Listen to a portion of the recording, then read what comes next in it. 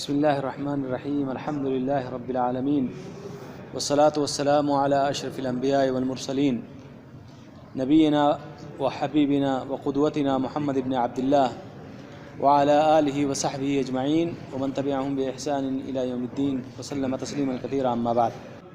لیکن نماز پڑھ لیا، اس کو اطمینان ہو گیا، اس کو سکون ہو گیا، دل مطمئن ہو گیا، اپنے لیے جنت کی گارنٹی لے لی، اذان کا جواب دیا، جنت کی گارنٹی۔ وضو بنایا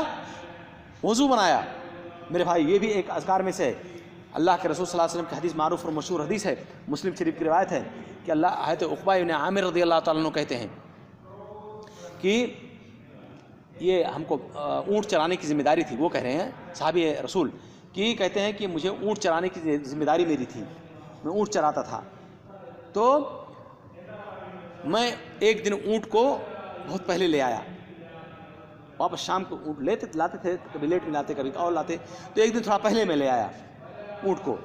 تو اونٹ باندھنے کے بعد میں دیکھا کہ لوگ جمع ہیں، کچھ لوگ کیوں جمع ہیں، میں بھی گیا وہاں۔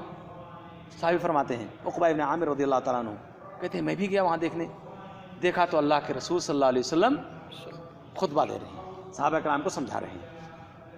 تو جو بات میرے کان میں پڑی وہ یہ کہ جو شخص صحیح سے وضو کرے اور وضو کرنے کے بعد اپنے دل و جان سے 2 رکعت نفل نماز پڑھے، وضو کرنے کے بعد 2 رکعت نفل نماز پڑھے، تو ایسی صورت میں وہ شخص اس کے گناہ معاف کر دیے جاتے ہیں، اس کے گناہ معاف کر دیے جاتے ہیں۔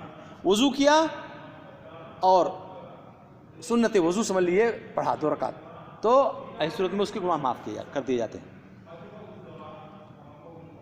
تو انہوں نے کہا کہ ماشاءاللہ کتنی اچھی حدیث ہے کہ وضو کر کے آدمی 2 رکعت نماز پڑھے اس کے گناہ معاف ہو جاتے ہیں۔ اتنے میں ایک آواز ان کو سنائی دے رہی ہے، کہنے والا کہتا ہے کہ جو اس سے اچھی، جو اس سے بہترین، یعنی اللہ کے رسول جو اس سے پہلے والی بات تھی وہ اس سے بھی زیادہ اچھی ہے۔ اللہ کے رسول صلی اللہ علیہ وسلم انہوں نے سنا کہ اللہ کے رسول صلی اللہ علیہ وسلم فرما رہے ہیں کہ جو وضو کرے صحیح سے اور اس کے بعد 2 رکعت نماز پڑھے تو اس کے گناہ کیا ہو جاتے ہیں، معاف کر دیے جاتے ہیں۔ تو کہے کتنی اچھی حدیث ہے، کتنی اچھی بات ہے۔ تو ایک آدمی کہہ رہا ہے کہ جو اس سے پہلے والی بات اللہ کے رسول صلی اللہ علیہ وسلم نے کہی ہے وہ اور ہی اچھی ہے، تم تو ابھی آئے ہو نا۔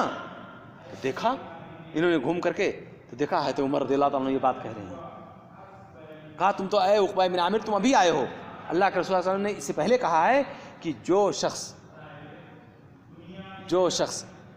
وضو کرے اور وضو کرنے کے بعد کہے اشہد ان لا الہ الا اللہ واشہد ان محمدا عبدہ ورسولہ، یہ دعا پڑھ لے، فتحت لہ ابواب الجنت الثمانیہ، اس کے لیے جنت کے 8 دروازے کھل جائیں گے، جس سے بھی چاہے جنت کے اندر داخل ہو جائے۔ وضو کرنے کے بعد جو شخص یہ اشہد ان لا الہ الا اللہ واشہد ان محمدا عبدہ ورسولہ کہہ لے، اس کے ساتھ اور اگر ملا لے اللہم اجعلنی من التوابین واجعلنی من المتطہرین تو کوئی بات نہیں، لیکن یہ کہہ لیا اشہد ان لا الہ الا اللہ وحدہ لا شریک لہ واشہد ان محمدا عبدہ ورسولہ، اس کے لیے جنت کے 8 دروازے کھول دیے جائیں گے، جس سے بھی چاہے جنت کے اندر داخل ہو جائے۔ کتنی عظیم حدیث ہے میرے بھائی،